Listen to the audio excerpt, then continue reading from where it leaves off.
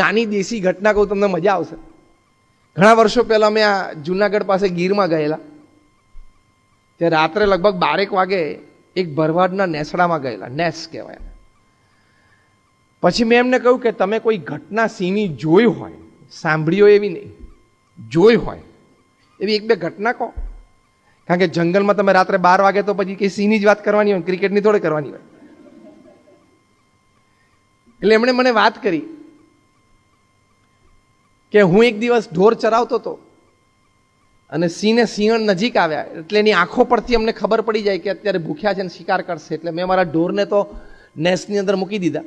સિંહે મારો પીછો કર્યો, દોડ્યો. કેટલા ફૂટ પાછળ? તો કે 10-12 ફૂટ. 10-12 ફૂટ પાછળ હોય સિંહને દોડે તો માણસને બચવું અશક્ય છે. પણ કે આ તમને સામે દિવાલ દેખાય છે ને, કૂદી ગયો.